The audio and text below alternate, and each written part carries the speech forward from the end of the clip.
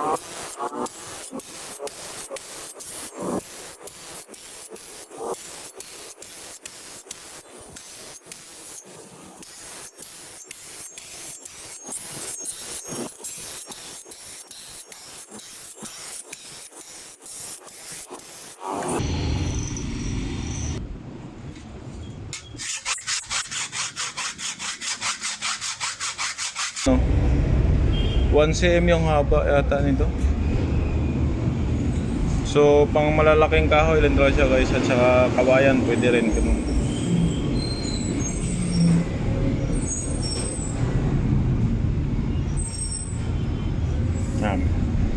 Ang gagawin natin sa sunod guys, kailangan natin lagyan ng buka o yung tinatawag na daan, sa Bisaya lingig. So kapag ganito kalaki yung ngipin, dapat yung lingig mo or yung buka kadamdaman lang, hindi gano yung sobrang buka. Kasi pag ibuka mo masyado siya, mahirap siyang madali siyang itulak, kaso parang mapurol gamitin pag nasobrahan sa laki. Dapat kadamdaman lang. Yan. Dapat straight guys, ganyan. Hindi mo pwede i-ganon o i-ganyan. Dapat kasi parang eskwalado yung buka niya para smooth siya gamitin.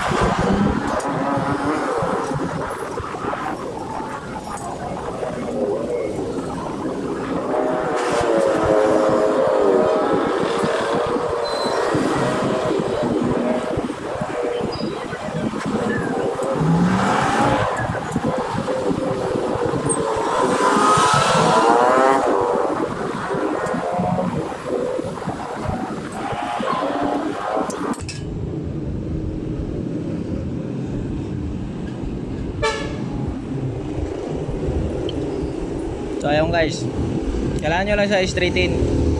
Dapat straight na straight. Tapos natin lagyan ng buka. Ang kasunod nun, mag finish na tayo guys. Pero kapag tignan nyo dyan sa pre, so guys, mag finish na tayo guys. Pero safety first muna kasi may grounded kasi itong hasaan.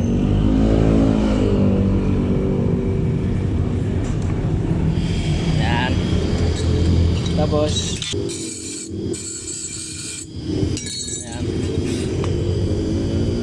tingnan mo okay na, ganun.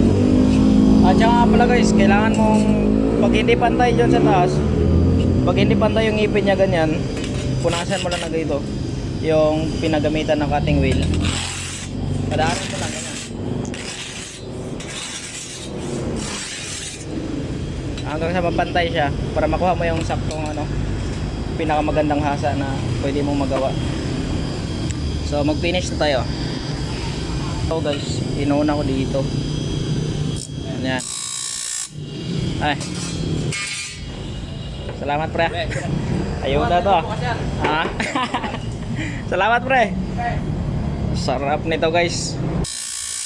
Depende sa nakasanayan mo. Pero kailangan nakahangad siya ng konti.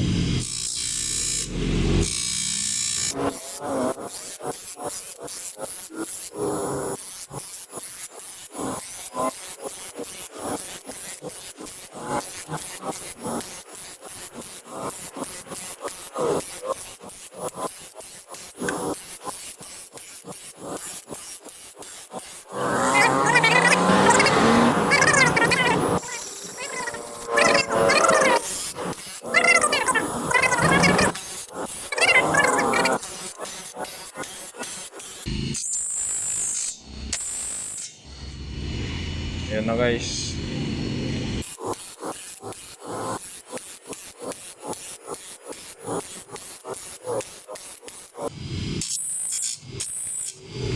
Alright. Tapos mahaba yung kabila kaya tirahin natin dito sa kabila.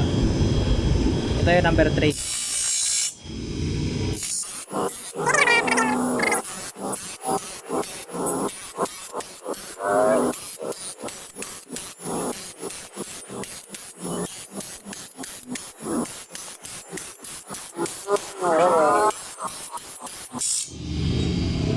Okay, tapos na guys.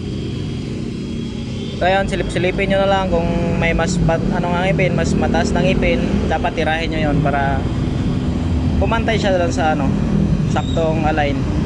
Ang kagandahan lang nito guys, yung bakal niya banso. Ito yung magandang gawing lagari talaga.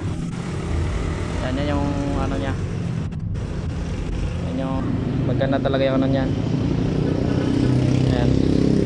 Ito ang ilagay natin, ito PVC, magandang klase yan, matibay, makapal. So ayan guys, yan siya, yan, ano lang natin, i-layout lang natin, yan, kaya yan kalabasan nya, yan, yan siya. So para butasan siya guys, dapat guhitan nyo lang ng lapis. Ito, ganyan.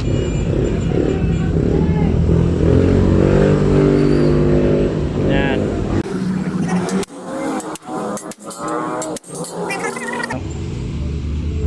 Yan. Ito na yung finished product guys. Alright. Okay.